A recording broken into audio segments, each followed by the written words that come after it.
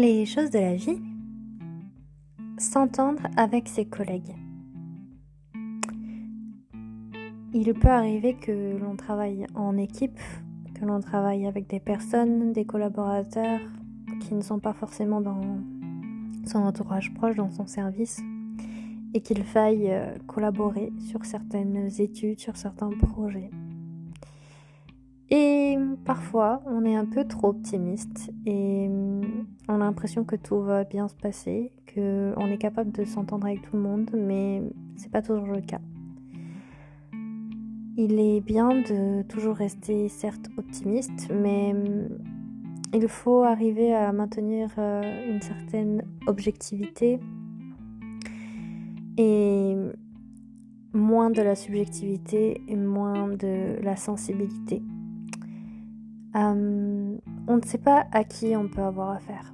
C'est-à-dire que parfois, on peut se retrouver face à des personnes qui sont de nature autoritaire, de nature impulsive, qui ont du caractère. Mais sachez que cela peut être seulement le reflet de leurs propres doutes. Par expérience, les personnes qui sont les plus virulentes dans les propos, les plus difficiles à cerner, sont parfois en fait les personnes les plus fragiles. Il s'avère que dans la plupart des cas, ces personnes sont hypersensibles et finalement ont du mal à se détacher de leur sensibilité. Elles ont du mal à prendre de la distance et avoir un regard objectif, un regard tout à fait sain, on va dire, sur la situation et sur les relations humaines de manière générale. Ces personnes ont en fait peur. Elles ont peur de ne pas réussir. Elles ont peur d'échouer. Elles ont peur de la réaction qu'elles pourraient avoir et des résistances à un projet en équipe ou à réaliser un projet tout simplement. Cette résistance peut être de leur fait à elles, c'est-à-dire qu'elles sont elles-mêmes résistantes à leur approche. Elles sont résistantes à l'environnement extérieur et c'est une manière de se protéger que de réagir de manière virulente. Ces personnes peuvent paraître comme je le disais, autoritaire, que ce soit de manière verbale ou de manière écrite. Si vous avez l'impression que cette personne vous écrit par mail de manière intempestive ou de manière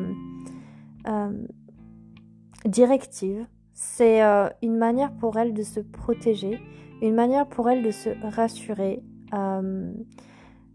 La façon dont elle parle de manière, donc je le disais, directive, c'est uniquement pour se protéger, de se créer une carapace, une certaine sécurité, puisque ça laisse des traces. Le fait de dire, par exemple, je ne suis pas le chef de projet de tel ou tel projet, je suis seulement un appui, un contributeur ou un co-auteur, fait que la légitimité que cette personne a dans le projet, eh bien, elle est contestée. Elle a besoin de se sentir utile, elle a besoin de se sentir performante, elle a besoin de se sentir compétente dans son domaine et donc elle peut en fait empiéter sur votre projet si vous êtes par exemple pilote. Elle va se sentir, menacée ou attaquée dans ses retranchements en fait. Elle va devoir se remettre en question et apprendre à travailler en équipe, ce dont elle n'est pas habituée à faire ce genre de choses. Et c'est à vous aussi de faire le chemin vers elle. C'est à vous en fait de vous adapter parce qu'elle ne sera pas forcément capable de le faire, même si elle le désire au plus profond d'elle-même. Le cerveau est un peu incompréhensible, parfois inattendu. Il peut réagir de manière totalement inverse. Donc c'est à vous de vous adapter et de tendre la main vers ces personnes. Vous n'allez pas devenir amis, vous n'allez pas forcément vous entendre sur certains points, mais ce qui est sûr, c'est que vous allez vous donner la main et travailler main dans la main, travailler ensemble pour que le projet soit une réussite. C'est ce que j'ai appris lors de mes dernières formations sur réussir en fait à engager un projet, à le faire perdurer et à faire face aux résistances au changement. C'est réussir à manager des projets de transition, c'est réussir à comprendre l'autre, à se mettre à la place de l'autre, c'est réussir à être empathique. C'est réussir à faire en sorte que, quelles que soient les personnalités que j'ai ou que vous avez autour de vous dans une équipe projet, c'est de faire table rase de vos de vos susceptibilités, de vos sensibilités et de en fait prendre en compte les compétences et les atouts de chacun, de comprendre et d'assimiler les faiblesses des autres, non pas pour les victimiser ou vous en servir contre eux, mais au contraire de faire en sorte que les faiblesses de chacun deviennent des atouts et des compétences pour tous et au service de l'équipe projet. Ce qui est important à comprendre, c'est que l'autre n'est pas un ennemi. L'autre est votre complice et votre allié.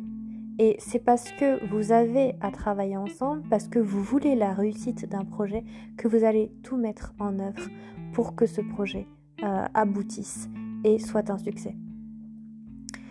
En ce sens, je vous conseille par exemple de toujours être poli et respectueux envers vos collaborateurs, envers les personnes qui vous entourent, de toujours dire bonjour et au revoir, de dire merci et aussi non pas de demander comment ça va, parce que c'est une question inutile, mais plutôt de demander comment te sens-tu, comment vous sentez-vous. Cela permet un dialogue qui soit plus approfondi et un échange qui ait du sens. Demander à l'autre comment était sa journée, demander à l'autre comment il se sent dans le projet, demander à l'autre s'il a des frustrations, s'il a des envies, s'il a des interrogations. Ce qui est important, c'est d'instaurer le dialogue et de le maintenir dans la durée.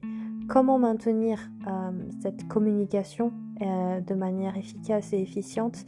Eh bien, tout simplement en ayant toujours à cœur d'avoir l'esprit ouvert à la discussion et au retour, qu'il soit positif ou négatif, de toujours faire un débriefing suite à une réunion, suite à une visio, pour que en fait ça ne reste pas dans le vent, pour qu'en fait ce soit toujours constructif et que chacun puisse apporter sa pierre à l'édifice.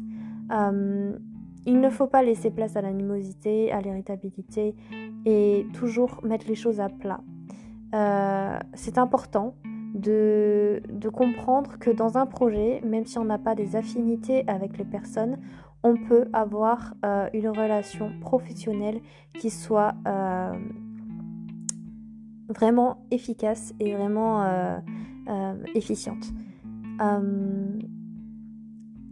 Je vous conseille aussi de toujours positiver et mettre de côté vos réticences, puisque c'est le fait d'être en avant, le fait de toujours vouloir le meilleur, qui fera que vous allez créer de la cohésion.